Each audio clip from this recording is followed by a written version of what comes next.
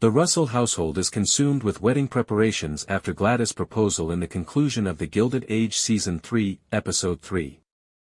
Although Gladys is clearly less pleased about her future, she finally says, "I do," at the end, while Bertha Russell, played by Carrie Coon, is overjoyed to be marrying her daughter off to Hector, Duke of Buckingham. The Duke of Buckingham marries Gladys Russell.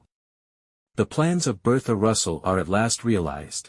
Gladys' marriage to the Duke may have fulfilled Bertha Russell's every wish, but by the end of the Gilded Age Season 3, Episode 4, the youngest Russell was not at all pleased with her lot. For the first half of the episode, the show expertly concentrates on Bertha, with viewers seldom seeing Gladys on her big day.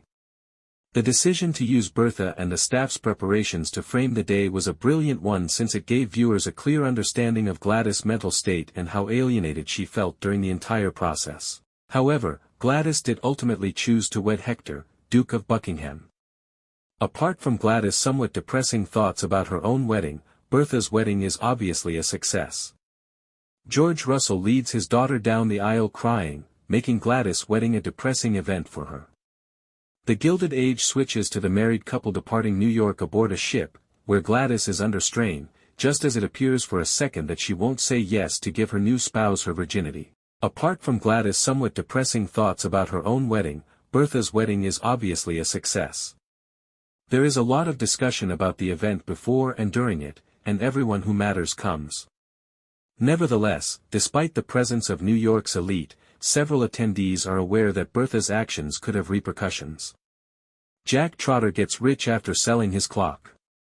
Both parties benefit from Jack and Larry's business arrangement. The Gilded Age's plot revolves around Jack Trotter's design of a better alarm clock, which he finally succeeds at in Season 3, Episode 4. After searching for investors for the clock over the last few episodes, it wasn't precisely how Jack and Larry Russell had hoped, but they hit gold. Instead of finding a business partner to collaborate with, Mr. Weston asked the two to pay a hefty sum of money to purchase the clock and patent outright. Larry worked to raise the price with Mr. Weston and his accountant, and they finally agreed on $600,000, which made both men extremely wealthy. Jack was given $300,000 for his share, which would enable him to resign from his position and never work again if he so desired. Jack was given $300,000 for his share, which would enable him to resign from his position and never work again if he so desired. Jack is confused and unsure of what to do after the encounter. That everything in his life has changed, but he decides he doesn't want to leave the Van Ryn home after telling Mrs. Bauer. There is a divorce scandal involving Mrs. Astor. The daughter of Mrs. Astor is the talk of New York. The Gilded Age Mrs. Astor. Throughout the Gilded Age, Mrs. Astor has served as the judge of high society standards, but Season 3 now reveals that even the legendary Mrs. Astor is unable to keep her family scandal-free. Although viewers anticipated that Season 3 of the Gilded Age would focus on divorce, several characters, including Charlotte Astor, are already discussing the subject. Following newspaper reports of an affair between two influential members of society, speculations regarding Mrs. Astor's daughter begin to circulate. Charlotte, as well as her foreign affair. According to the documents, Charlotte and her family suffered because her husband challenged the man she had an affair with to a duel. The Gilded Age's Morgan Spector as George Russell. Why this scene feels so Hollywood, but it's not what you think. While Julian Fellowes' series filmed those sequences in New York, Season 3 of the Gilded Age transported George Russell to the Wild West. Although viewers are aware of how clumsy and cliquey the characters in the Gilded Age can be, it should come as no surprise that Mrs. Astor makes every effort to stop the rumors. She won't be able to halt the conversation once the papers are out, but Mrs. Astor definitely attempts to drive her daughter into hiding in Episode 4 of Season 3 of the Gilded Age. Charlotte refuses to leave peacefully even if Mrs. Astor makes her miss Gladys' wedding in order to save face. She demonstrates to her mother that even Mrs.